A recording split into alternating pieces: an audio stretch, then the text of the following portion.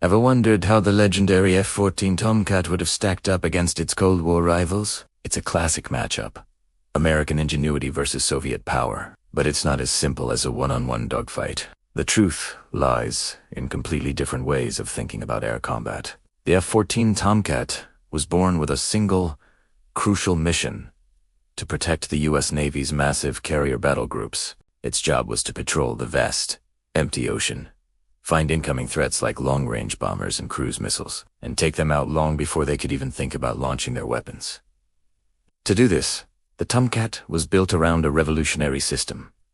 The powerful AWG-9 radar paired with the long AI M54 Phoenix missile. This combination meant the F-14 could see and shoot down targets from over 100 miles away, well beyond visual range.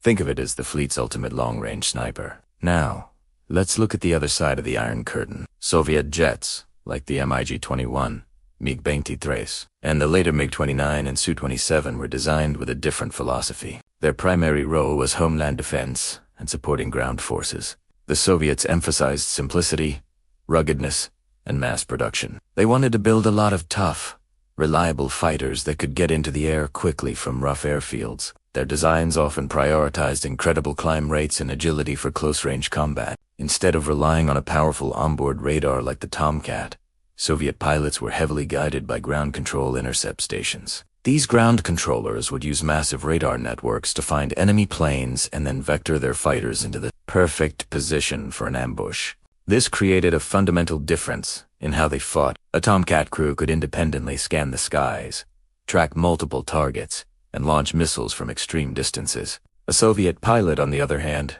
was often a link in a larger command chain, dependent on instructions from the ground. In a clean, well-organized battle, this system was effective. But if communications were jammed or ground radar was knocked out, the Soviet pilot could be left flying blind. The airframes themselves tell the same story. The Tomcat's famous variable sweep wings were a marvel of engineering. For long-range patrols, the wings would sweep forward, providing maximum lift and endurance. When it was time to intercept a target at supersonic speed, the wings would sweep back, creating a sleek, aerodynamic dart. This adaptability made it a master of both long-distance, cruising, and high-speed dashes. Soviet jets, for the most part, used fixed-wing designs. These were optimized for specific performance goals, like being incredibly nimble in a tight, turning dogfight. And in a close-quarters knife fight, the tables could turn. Lighter, more agile jets like the MiG-29 were phenomenal at low-speed maneuvering. Soviet pilots also got advanced tools like helmet-mounted sights earlier, which let them aim and fire missiles just by looking at a target. This gave them a real edge in a furball.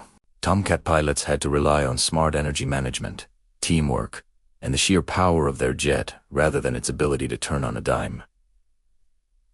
That brings us to the cockpit. Every Tomcat had a two-person crew, a pilot to fly the plane and a radar intercept officer, or RIO, in the backseat. The RIO was the brains of the operation, managing the complex radar, tracking targets, and guiding the Phoenix missiles.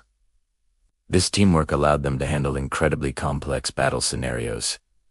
Most Soviet fighters were the pilot had to fly the plane, manage the sensors, communicate with ground control, and fight the battle all by himself. Under pressure, that's a massive workload for one person.